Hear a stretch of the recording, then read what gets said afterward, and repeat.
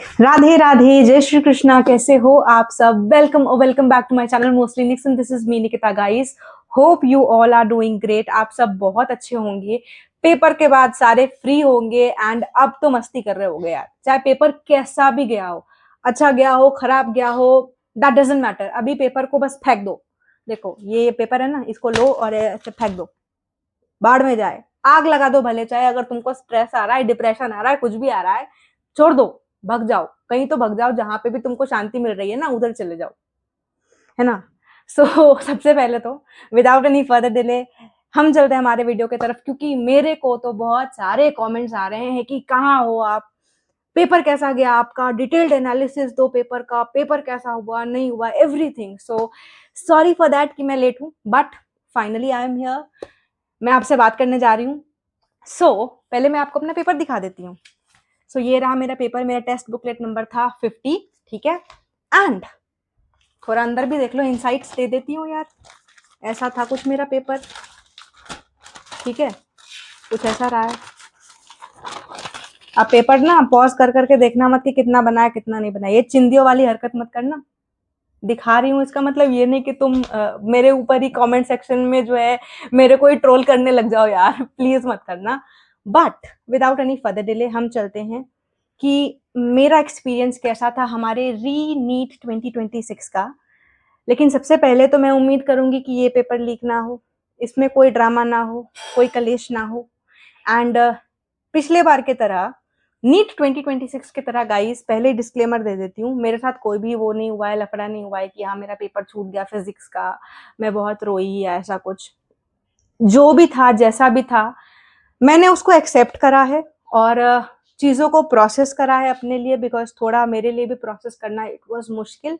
लेकिन excuse me, लेकिन I am finally here आपके सामने, आपसे चीज़ों को शेयर करने के लिए, because the show must go on, you know, the show must go on, that's why. And please ignore the background noise, है ना। अगर आपको बैकग्राउंड नॉइज आ रही है तो प्लीज इग्नोर करना।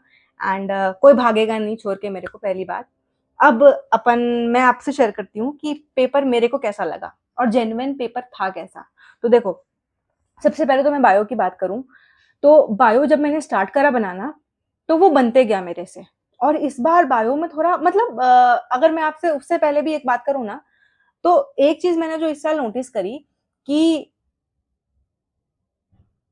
एनटीए वालों ने ना, ये जो नॉन ट्रस्टेबल एजेंसी है, इन लोगों ने कोई पैटर्न ही नहीं सेट कर रखा है यार पेपर का।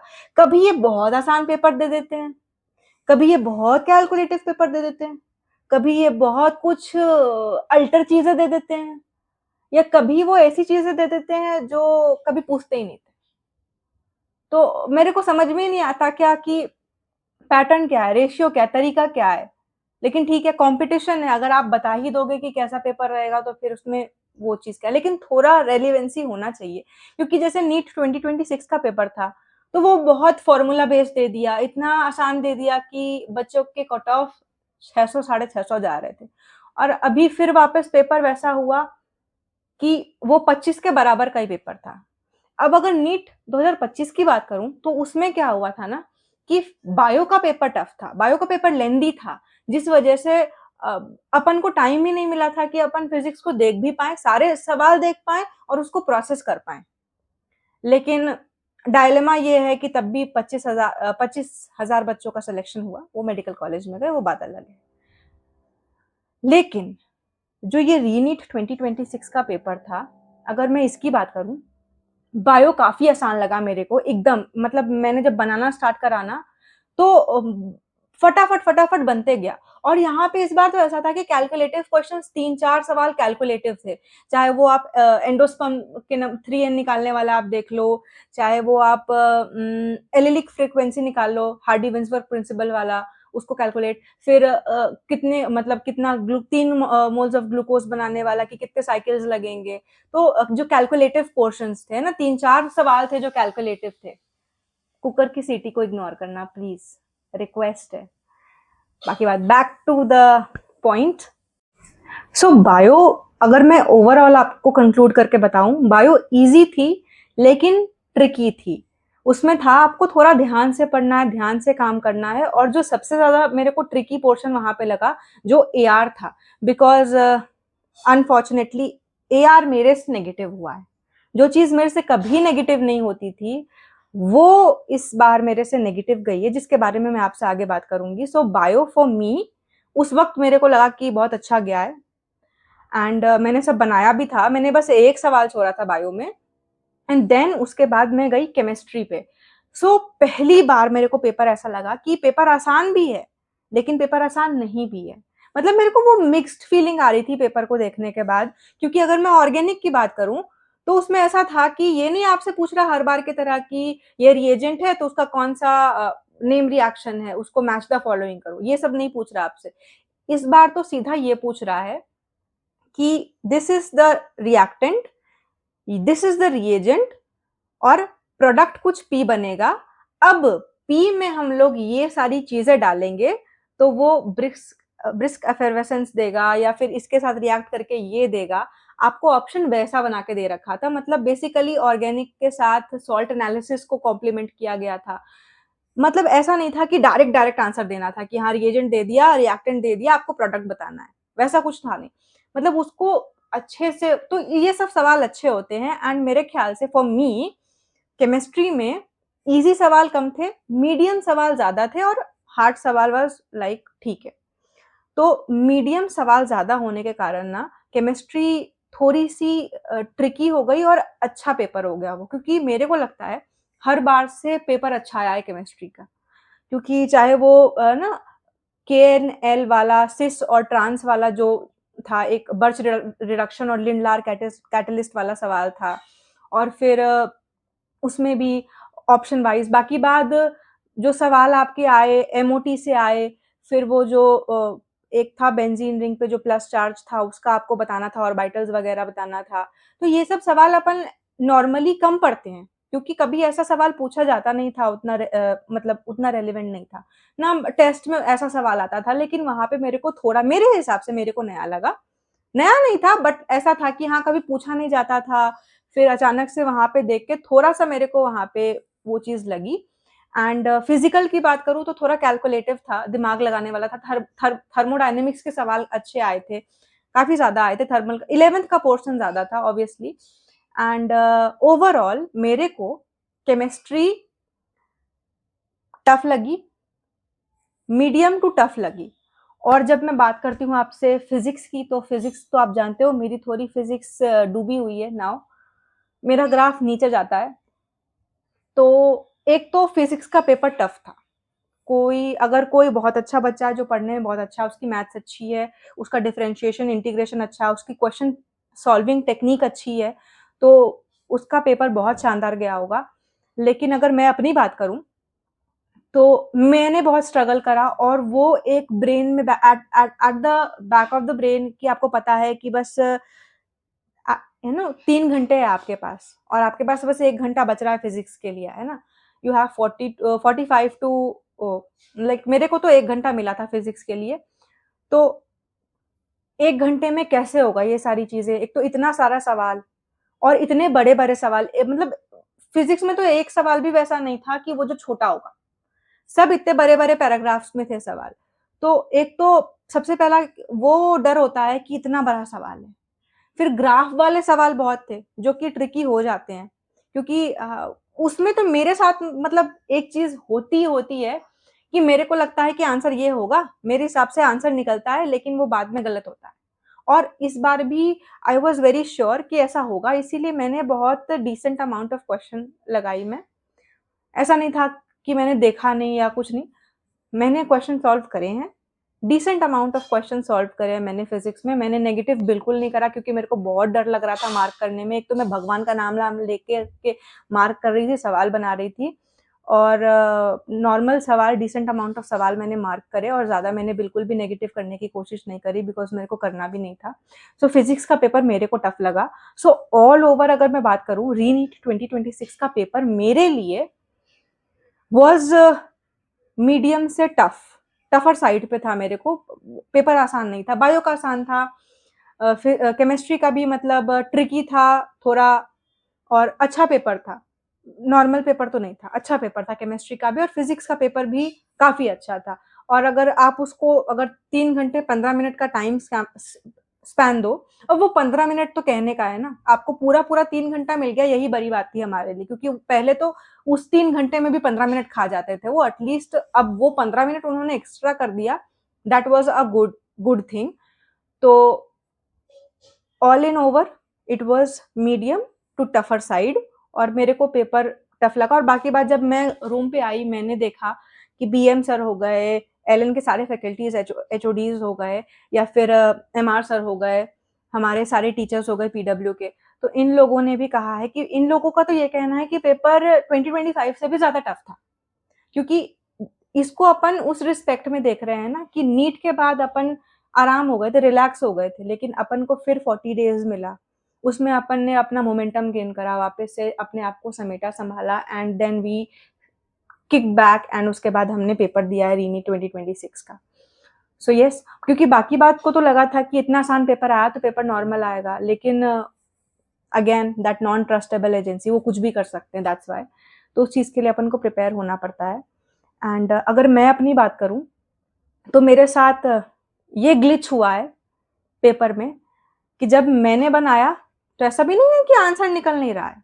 मैंने बनाया, आंसर निकले, सब कुछ हुआ, तो आई वाज़ पेपर देने के बाद आई वाज़ वेरी हैप्पी कि मेरा पेपर बहुत अच्छा गया। जिस हिसाब से मेरे को पेपर लगा था, उस हिसाब से पिछले बार से तो मेरा पेपर बहुत अच्छा गया था, and I was very much satisfied कि जितना मैंने इस साल पढ़ा, जितना मैंने मेहनत करा, सब कुछ करा, उस हिसाब से मेरा पेपर बहुत अच्छा गया। लेकिन जब से कल मैंने पेपर मिलाया है, मैं डिप्रेशन में हूँ, और हँस रही हूँ। आपसे अच्छे से बात कर रही हूँ, इसका मतलब ये मत समझना कि मेरे को गम नहीं है या फिर मैं यहाँ पे बैठ के ड्रामा कर रही हूँ। क्योंकि अब जो हो गया सो हो गया, बट नेगेटिव ज़्यादा हो गए यार। बायो में, जिसमें मैंने एक्सपेक्ट नहीं करा था, पिछले बार मैं 340 स्कोर कर रही थी बायो में, एंड इस बार बायो में भी नंबर उससे कम हो गए हैं थोड़े। सो उसके लिए मेरे को डिसअपॉइंटमेंट है, और वो भी गलती मेरे से असर्शन रीजन में हुई है, और वो भी किस ऑप्शन में हुई है मैं बता देती हूँ। Both the assertion and reason are correct, but reason is not the correct explanation of the assertion, और reason is correct explanation of the assertion। ये जो दो ऑप्शंस होते हैं ना, गलती यहाँ हुई है मेरे से। और बाकी बात, 2 सवाल तो मैंने ऐसे गलत करे हैं ना, शुरुआत में मैंने सही मारा था, उसको बबल फिल करते वक़्त मेरे दिमाग में कहीं से आया कि नहीं, ये वाला कर देती हूँ, तो वैसे मैंने गलत करा है। और एक सवाल में पता है, मैं एक ऐसी आँख की अंधी लड़की हूँ जिसने प्रोकैरियोटिक सेल में का जो एक एग्जांपल था ना, एक क्वेश्चन था प्रोकैरियोटिक सेल में, 3 स्टेटमेंट्स दे रखे थे। मैंने उसमें पढ़ लिया इट पोसेसेस प्लास्टिड, जबकि वो उसमें प्लाज्मिड था, मैंने उसको टिड पढ़ लिया, और मैंने सिर्फ ए एंड सी मार्क करा, उस वजह से वो गलत हुआ। मतलब मेरे अंधेपन की वजह से मैं एक ऐसे सवाल को गलत करके आई हूँ, जो शायद मैं सोते हुए भी गलत नहीं करती, क्योंकि ऑब्वियस है यार, प्लाज्मिड तो हर प्रोकैरियोटिक सेल में होता ही होता है, ये बच्चे-बच्चे को पता है। लेकिन मैंने उसको अभी भी, मतलब जब तक मैंने पेपर में नहीं देखा था ना, जब तक मेरे फ्रेंड ने मेरे को नहीं बोला कि भाई ये प्लास्टिड नहीं है, प्लाज्मिड लिखा हुआ है, देख अच्छे से। तो फिर मैंने जब घर में देखा ना उसको कि वो प्लाज्मिड लिखा हुआ है, आई एम टेलिंग यू, इतना ज़्यादा रिग्रेट हुआ मेरे को, इतना ज़्यादा। क्योंकि नीट एक ऐसा पेपर है जहाँ पे एक-एक नंबर भी काउंट करता है, एंड वो चीज़ मेरे से गलत हो गई आते हुए, तो मेरे को उस चीज़ का बहुत ज़्यादा अभी भी बुरा लग रहा है। एंड लेकिन obviously I can not do anything. बाकी बात, सो केमिस्ट्री भी मेरा अच्छा गया है, एंड फिजिक्स में भी मैंने डिसेंट अमाउंट के क्वेश्चंस को अटेम्प्ट करा था, ज़्यादा गड़बड़ करने की कोशिश नहीं करी। और केमिस्ट्री में भी एक चीज़ ये हुई है मेरे साथ कि बनाई मैं, आंसर आया मेरा, मैंने आंसर मार्क भी करा है, लेकिन जब मैं अभी आके मिलाई पेपर, तो वो आंसर कुछ और ही बता रहे हैं। तो उस बात का भी एक गम है। सो पता नहीं कहाँ हूँ, बीच में हूँ, और अभी मैं नंबर-वंबर को लेके कोई भी चीज़ डिस्कस नहीं करना चाहती हूँ यहाँ पे, और ना काउंसलिंग के बारे में, जो भी होगा आगे मैं आपको डिस्कस कर लूँगी आपसे, क्योंकि ना मैं कहीं जा रही हूँ, ना आप कहीं जा रहे हो, है ना? एंड फिलहाल के लिए I just want to relax, क्योंकि अगर मैं आपको सच्चाई बताऊँ, एक रियलिटी आपसे शेयर करूँ, क्योंकि आपको पता है कि मैं बहुत साल से इस जर्नी में हूँ, तो अभी क्या है ना, जिस बच्चे का हो गया वो तो इस लूप से निकल गया, लेकिन जिसका नहीं होता है, जिसका पेपर अच्छा नहीं जाता है, एज़ एक्सपेक्टेड नहीं जाता है, वो बच्चा क्या है ना, वो बेचारा पेपर दे के आता है, पेपर मिलाता है, वो थमता भी नहीं है भाई, वो 10 मिनट के लिए बैठता भी नहीं है, वो सोचने लग जाता है कि अब आगे क्या होगा।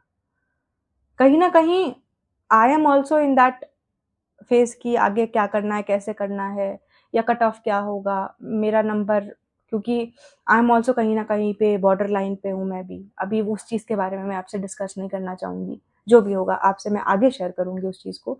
लेकिन मैं आपसे बस एक चीज़ कहना चाहूँगी, आपने अपना बेस्ट दिया है, आप पेपर देने के बाद सैटिस्फाइड हो, जो भी है, जैसा भी है, अब आप पास्ट में जाके उस चीज़ को चेंज नहीं कर सकते हो, है ना? अभी दिमाग लगाना बंद कर दो, क्या है जो भी है एवरीथिंग सब कुछ बंद कर दो, टेक रेस्ट, कम से कम अपने दिमाग को शांति दो, 1 वीक अपने आप को शांत रखो बस, कुछ भी करो, बस कीप योरसेल्फ हैप्पी। क्योंकि अभी जो हुआ ना, ये जो 1 महीना था, ये इतना मुश्किल था, मेरे लिए भी बहुत मुश्किल था यार, मैं भी इतना ज़्यादा अजीब मेरे को लग रहा था, मैं आपसे शेयर भी नहीं कर सकती हूँ शायद, क्योंकि अभी तो मैंने मम्मी को बुला लिया था, तो आई वाज़ थोड़ा शांत, थोड़ा अच्छा, मतलब ऐसा था कि मेरे को ऐसा पहले की तरह नहीं था कि मेरे को रात में नींद नहीं आ रही है, मैं सो नहीं पा रही हूँ, वो चीज़ नहीं थी, मेरे को एक पीस था कि हाँ, मेरी माँ मेरे बगल में है, शी इज़ लुकिंग मी, वो मेरे साथ है एंड जो भी होगा अच्छा होगा, एवरीथिंग विल गो पॉज़िटिव। लेकिन जैसी न्यूज़ सुनने में आई, चाहे वो इधर मैं कोटा में रह कर के आपको बताऊँ, इतने ज़्यादा सुसाइड्स, इतना ज़्यादा बच्चों ने खुद को मेंटल टॉर्चर दिया है और इतना ज़्यादा सुन-सुन के ना, मतलब मेरे को भी कहीं न कहीं इतना अजीब फ़ील होने लगा, मैं आपसे शेयर नहीं कर सकती हूँ। इसीलिए मैं आपसे एक चीज़ रिक्वेस्ट करूँगी कि जो भी है, करियर इम्पोर्टेंट है, लेकिन हमारे लिए अभी जो इम्पोर्टेंट होना चाहिए वो है कि आप ब्रेक लो। मैं आपसे एक बात बोलूँ, बहुत लोगों को लगेगा कि मैं बहुत बनावटी बातें बोल रही हूँ, सो कॉल्ड बातें बोल रही हूँ, प्रैक्टिकल बातें नहीं बोल रही हूँ।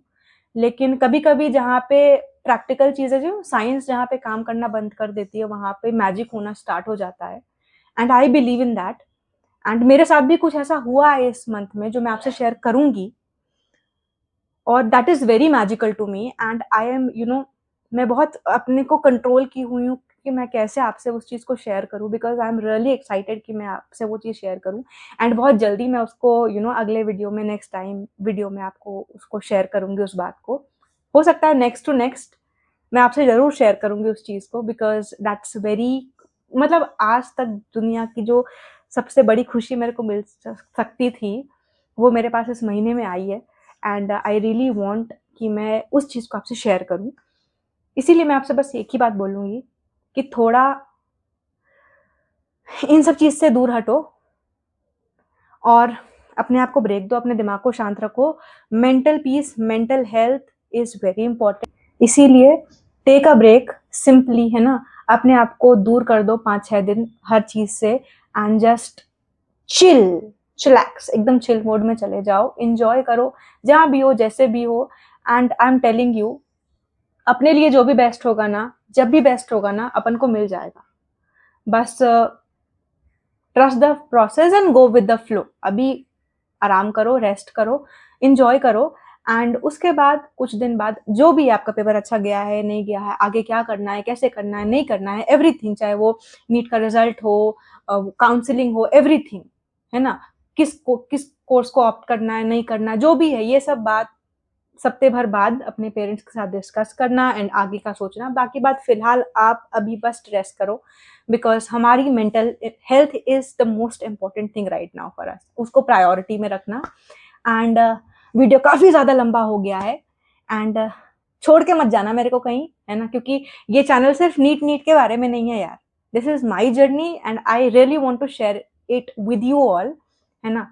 सो ऐसा नहीं है कि मेरी जर्नी में सिर्फ़ नीट ही है। मेरी जर्नी में बहुत कुछ है जो मैं आपसे शेयर करना चाहती हूँ और उम्मीद है कि वो आपको पसंद आएगी, आप मेरे साथ जुड़े रहोगे and don't forget to subscribe and पूरा पूरा वीडियो देखने के लिए थैंक यू। और जो मेरे साथ हुआ है वो मैं आपसे बहुत जल्दी शेयर करूंगी एंड इसीलिए स्टे ट्यून्ड। तब तक के लिए टाटा बाय बाय एंड जो भी भूल चूक हो गई हो यार उसके लिए sorry and bye, take care.